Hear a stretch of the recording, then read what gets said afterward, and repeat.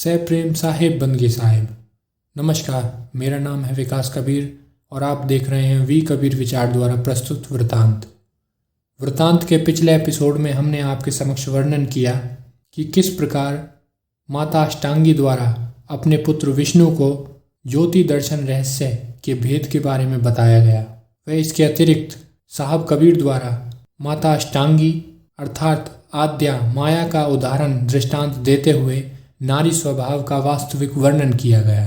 वृतांत के इस प्रकरण में हम वर्णन करने जा रहे हैं कि किस प्रकार माता अष्टांगी द्वारा अपने पुत्र शिव जी को वरदान आशीर्वाद प्रदान किया जाता है। वे माता अष्टांगी द्वारा प्राप्त शाप के कारण दुखी होकर ब्रह्मा विष्णु जी के पास जाते हैं और अपना दुख कहते हैं, जिसके फलस्वरूप विष्णु जी उन्हें आश्वासन देते हैं। और वह आश्वासन क्या होता है वृतांत के इस प्रकरण में हम जानेंगे। इसके अतिरिक्त यह वृतांत विशुद्ध रूप से सदगुरु कबीर साहब द्वारा अपने परम शिष्य धनी धर्मदास जी साहब को सत्योपदेशित सत्य ज्ञान पर आधारित है। पुनी लहुरा कह पूछे माता, तुम शिव कहो हृदय की बाता। मांगू जो तुम्हें चित भावे, सो तो ही देऊ माता फरमावे। फिर अष्टांगी माता ने अपने छोटे पुत्र शिव से कहा, हे मेरे शंकर, तुम अपने मन की बात मुझसे कह दो। हे प्रिय शिव, जो तुम्हारे मन को अच्छा लगे वही वरदान मुझसे मांग लो, मैं तुम्हें सहर्ष दे दूंगी। मैंने दोनों पुत्रों को जो उनके कर्मानुसार वरदान देना था वह दृढ़तापूर्वक दे दिया है। अब तुम ही बचे हो, जो मन को अच्छा लगे वही वरदान मुझसे मांग लो। जोरी पानी शिव कहवे लीना, देहु जननी जो आज्ञा कीना। कबू ने बिन से मेरी देही, हे माता मांगो वर एही। माता द्वारा इतना कहने पर शंकर जी ने हाथ जोड़कर माँ से कहा, हे माता, जो तुमने ऐसा वरदान लेने को मुझसे कहा है, तो जो मैं चाहता हूँ वही वरदान मुझे देने की कृपा करो। शिव जी ने अपनी माता अष्टांगी से कहा, हे मातेश्वरी, मेरे शरीर का कभी भी नाश न हो, बस मैं तुमसे यही वरदान मांग रहा हूँ। कहे अष्टांगी अस नहीं हुई, दूसर अमर भयो नहीं कोई।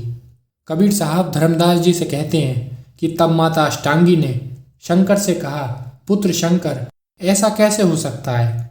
एक पुरुष को छोड़कर दूसरा अमर देह वाला नहीं हो सकता। माता अष्टांगी ने अपने पुत्र शंकर जी से कहा कि तुम ध्यान योग साधना से सभी पवनों को संजोकर निरंजन निराकार के नाम का प्रेम से स्मरण करो, तब चारों युगों में तुम्हारी देह बनी रह सकती है। माता ने शिव जी से कहा, हे शिव, इस प्रकार की योग साधना तेरे द्वारा पूर्ण होने पर जब तक धरती और आकाश बने रहेंगे तब तक हे शंकर तेरी देह का नाश नहीं होगा। धर्मदास बिनती चितलाई, ज्ञानी मोही कहो समझाई। यह तो सकल भेद हम पाया, अब ब्रह्मा का कहो उपाया। आद्या शाप ताही कह दीना, ते ही पीछे ब्रह्मा कस कीना। धर्मदास जी फिर सदगुरु कबीर साहब से वंदना करते हुए कहते हैं कि हे साहब, मुझे ठीक तरह से समझाकर कहो कि सृष्टि रचना संबंधी भेद तो मैंने जान लिया है, यह सब आपकी ही कृपा है, परंतु ब्रह्मा की स्थिति क्या हुई? माया ने ब्रह्मा को शाप दे ही दिया था, तब उसके बाद ब्रह्मा ने क्या किया? कबीर साहब धर्मदास जी से कहते हैं कि इस तरह विष्णु और शंकर ने माया से उचित तथा मनोवांछित वर प्राप्त कर लिया तथा वर पाने के पश्चात विष्णु और शंकर बड़े ही आनंदित हुए। उनके सुखी होने का वर्णन ही नहीं किया जा सकता। विष्णु और महेश भी मन में बहुत प्रसन्न हुए, परंतु ब्रह्मा का अपने कर्मवश मान तथा स्वाभिमान नहीं रहा। सदगुरु कहते हैं कि हे धर्मदास, यह सारा भेद मैं भली भांति जानता हूँ, जिसका न्यारा न्यारा बखान करके तुमको अच्छी तरह समझाकर कहूँगा।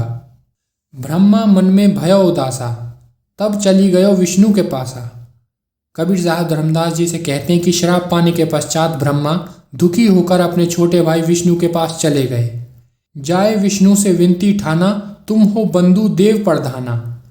निज करनी फल पाए हो भाई, किही विधि दोष लगाऊं माई। अब अस जतन करो हो भ्राता, चले परिवार वचन रहे माता।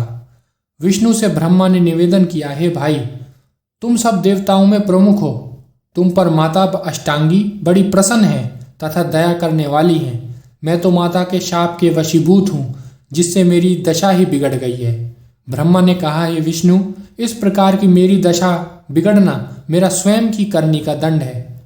अब मैं माता पर क्या दोष लगाऊं? गलती तो मेरी ही है। अब ऐसा उपाय करो जिससे मेरा भी वंश चले तथा माता के वचन भी बने रहें। कहे विष्णु छोड़ो मन भंगा, मैं करी हूं सेवका ही संगा। तुम जेठे हम लहुरे भाई, चित संशय सब देव बहाई। जो कोई होवे भक्त हमारा, सो सेवे तुमरो परिवारा। सदगुरु कबीर साहब धर्मदास जी से कहते हैं कि तब विष्णु ने ब्रह्मा को धीरज बांधते हुए कहा, हे ब्रह्मा, आप अपने मन का भय छोड़ दो कि माता ने मुझे श्रेष्ठ होने का वरदान दिया है। मैं तो सदैव आपके साथ रहूंगा तथा आपकी सदैव सेवा वंदन करता रहूंगा। विष्णु कहते हैं कि हे ब्रह्मा, आप मेरे बड़े भाई हो और मैं आपका छोटा भाई हूँ। आपके अंतकरण में जो कुछ भी संदेह है उसे एकदम दूर कर दो। जो भी मेरा भक्त होगा वह आपके परिवार और वंश की सदैव सेवा करता रहेगा। मैं संसार के जीवों को फल और पुण्य की आशा समझाते हुए ऐसा दृढ़ विश्वास करा दूंगा कि यज्ञ, धर्म और पूजा बिना ब्राह्मण के नहीं होंगे। जो ब्राह्मणों की सेवा करे उसे महापुण्य होगा और उसका बड़ा प्रभाव होगा। वह जीव मुझको अधिक प्यारा होगा। मैं उसे अपने स्थान बैकुंठ में रखूंगा। ब्रह्मा भय आनंद, जब ही विष्णु अस भाष्यो, मेट्यो चितकर द्वंद्व, साख मोर सब सुखी भव। सदगुरु कबीर साहब जी धर्मदास जी से कहते हैं, तब विष्णु द्वारा राहत पहुंचाने पर ब्रह्मा बड़े आनंदित हुए। विष्णु के धीरज बांधते हुए इस प्रकार कहने पर ब्रह्मा ने अपने हृदय की सारी कल्पनाएं मेट दी और ब्रह्मा को यह विश्वास हो गया कि अब मेरे वंश सुखी रहेंगे।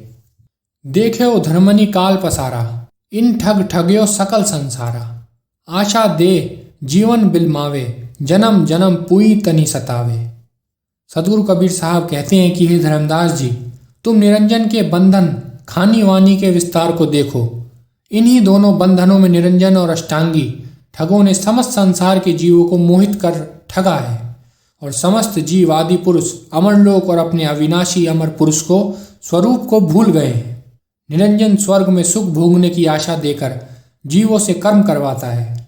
स्वर्ग में श्रेष्ठ भोगों का प्रलोभन देकर निरंजन समस्त जीवों को रोकता है, फिर जन्म जन्म भरमाकर जीवों को सताता है।